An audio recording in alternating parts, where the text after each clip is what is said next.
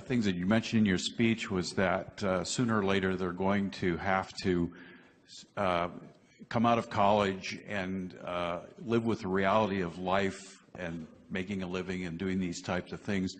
There's enough kids in the millennial that have now come out of the colleges. How are they faring? What are they doing?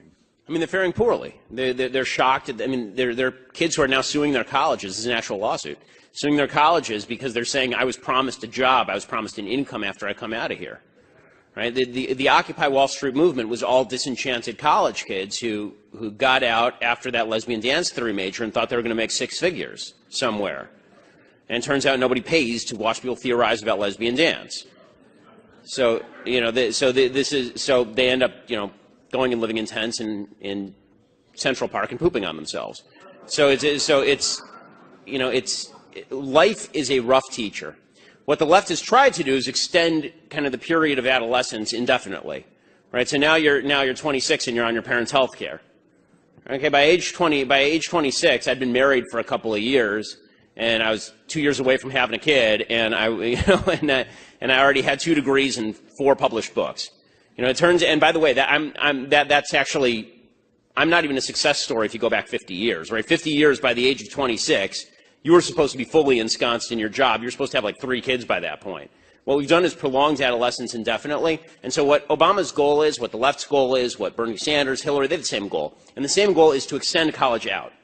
Right? College is not a place that's kind of a break from reality. College is the new reality. So we have to make all of human life like college. And this is what they think Europe is, which is why Europe is going to collapse. And it's being invaded by foreign forces, and the barbarians are at the gates. And Europe is going to fall apart, and it is falling apart. So we can play this game, but it's not going to end well. And the problem is that because the education is so poor, instead of reacting against their teachers at college who told them everything was going to be hunky-dory, instead of having the kind of all quiet on the Western Front moment, you know, where the former student goes back to his classroom after World War I, he's in the middle of World War I, he goes back and he yells at his professor and he says, you're telling all these kids the wrong thing. You're telling them that war's awesome. Instead of them going back and yelling at their professors, they say, no, it just shows my professor was right because society is unjust. Right? The lack of my $100,000 salary, that's because society is mean, and so we have to transform the society. And that's why young people, again, 40% back speech codes in American life. This is why I think the last poll was nearing or over 40% of young people are okay with socialism, like the actual socialism. Because they don't know anything. They've been taught stupidity, and how they feel is all that matters. I mean, there's a video that's going around the internet getting all sorts of play about income inequality. Income inequality is the stupidest issue. Income inequality means nothing, right? I mean, I have a lot of income inequality with Bill Gates, but I'm doing pretty well, and I don't care that Bill Gates is doing really well. The only thing we should all care about is that there are poor people. We should figure out how poor people can do better, not how to make Bill Gates less rich. But this video is going around and saying, here's a poll of what Americans think the wealth distribution should look like, and here is what the wealth distribution actually looks like. And I watched this video in bewilderment, and young people love it. And I watched this video in bewilderment saying, who told you that you get to tell the universe how wealth is distributed? Right? Who told you that you have a moral say as to how wealth is distributed? It's immoral, it's evil, it's wrong. You're going to have to steal people's labor from them. But people are not told this, and so they think that their own subjective vision of what reality should look like should govern what reality actually looks like, and it's only later, after 80 years of communist failure, that they realize, oh, that, and hundreds of millions of people dead, that they realize, oh, that was a bad idea. What I said about income inequality is a few things. Number one, the idea that the people who are very, very rich somehow stole from the people who are very, very poor, and that's why they're very, very rich is stupid. Poor people are poor and don't have lots of money to steal. Okay, so the idea that Bill Gates got rich by ripping off a bunch of homeless people. Homeless people were not buying Microsoft, nor was he going to them, forcing Microsoft on them for them to stick into their boxes. Right? Like that's not how he got rich. The way you get rich in any free functioning economy is by participating in an enormous number of voluntary transactions that benefit both sides. You should care about the question of poverty. You shouldn't care about the question of income inequality. You should care about how do we make poor people rich, not how do we make rich people poorer so that everybody's at the same level. Because that's just you being jealous. That's just you not liking the guy's house next door because it's bigger than your house. And look at that, he has a big house, I have a smaller house, maybe I'll just go rob his place. Right? That's not moral, and it's not decent, and it's also not true. The fact is that while the left decries income inequality, the evils of capitalism, since 1994, the world extreme poverty rate has been sliced in half by increased capitalism and by free markets. Right? I mean, the free markets that are now being bashed left and right, those free markets are the greatest innovation in the history of humanity when it comes to the economy. It's why you have nice stuff. It's why you're not sitting in your backyard right now crafting your own handmade tie from a sheep that you had to shear yourself. I mean, I thought there's a great thing. I mean, just there's a little bit of a caveat on trade. I thought my favorite story of the last few months, there was some guy who decided that he wanted to make himself a BLT and see how much it cost to make the whole thing himself, right? Like from scratch. So he actually went and he bought a cow, and then he like killed the cow, and he went out and he got a pig, and he went out and he milked and he made the cheese. He went out and he grew some wheat, and then he milled it, right? This whole thing. It cost him $1,600 to make a BLT, and it took him 6 months, right? You can go down to your local restaurant and get a BLT for $5 because of global trade and because freedom of income. And the fact is that when people talk about income inequality, what they're really saying is they don't understand how money works. They think that if there's two people in a room, one person with $5, one person with $1, the person with 5 stole from the person with 1. It doesn't ask the question, how did the person get poor? The reality is, if you don't want to be permanently poor in America, it's very, very easy. The Brookings Institute, which is a left-leaning institute, they say you only have to do 3 things. Graduate high school, don't have babies out of wedlock, get a job. That's it. Those are the 3 things. 75% of the people who do those 3 things will end up in the middle class. Not just not poor, in the middle class. Only 2% of people who do those 3 things end up permanently poor in the United States.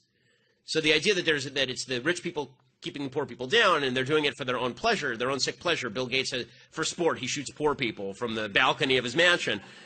It's asinine in every conceivable way. And it's so funny. I did a debate on National Geographic that never aired.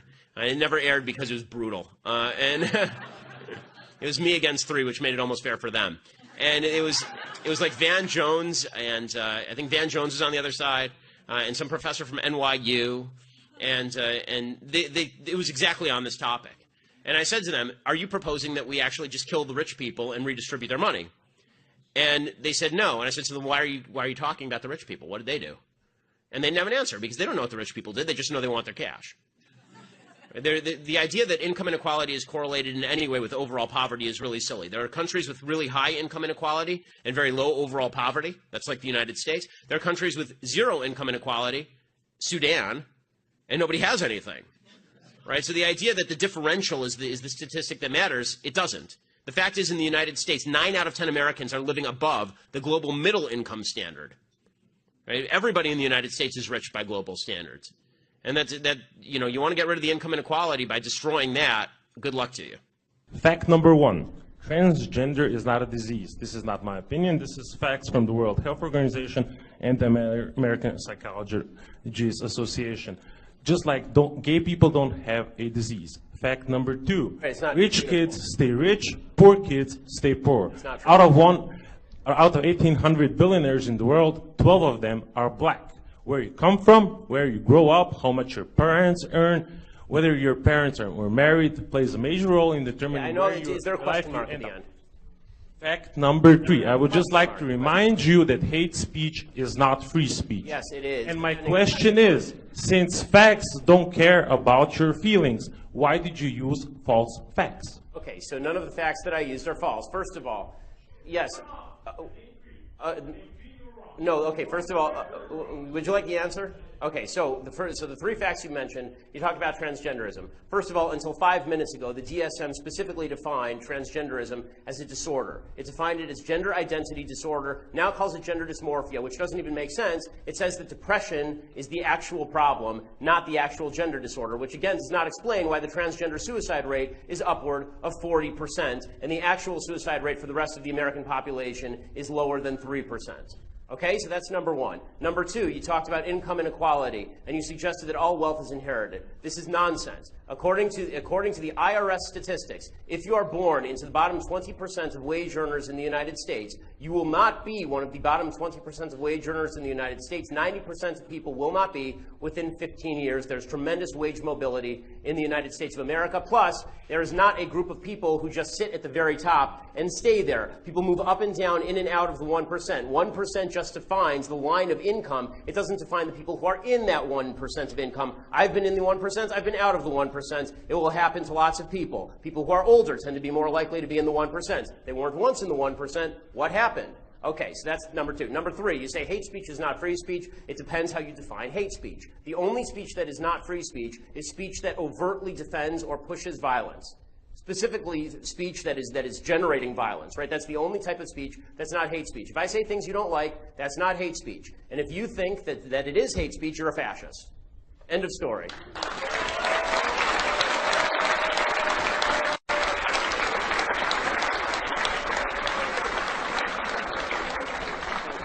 Possibly better to redistribute wealth then so that others are able to rise up, join the middle class, procure a better education so that they're a better workforce on a global scale. Redistribution of wealth does not achieve competition, because it turns out that what actually achieves competition is the sort of values that you impose in your work life. This is why if you have a bunch of people who win the lottery, disproportionately people who are poor and win the lottery end up poor again. The reason people are permanently poor in the United States is not because they don't have money, it's because they suck with money. The reason people are temporarily poor is because they don't have money. The reason they're permanently poor, okay, this is self-evident, folks, that's not even controversial. If you're poor in America your entire life, you are not great with money by definition. Okay, if you are, name me one person in America who's phenomenal with money, that's poor for 80 years in the United States. Anybody? Names? Anyone?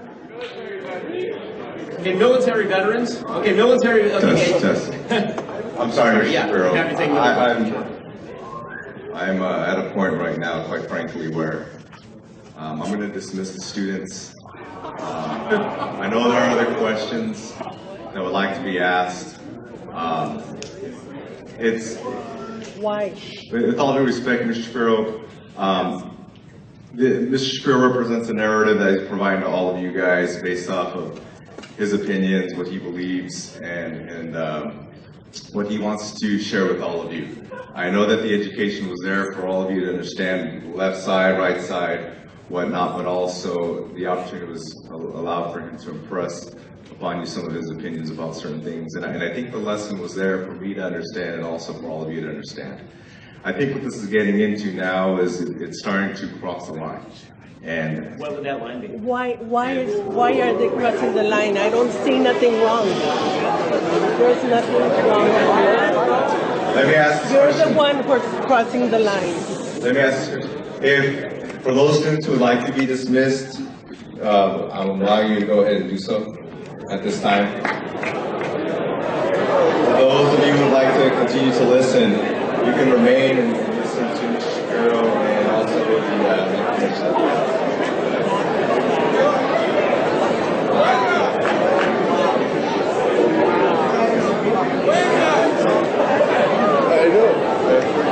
I know. Oh no! I'm telling you, it's smart.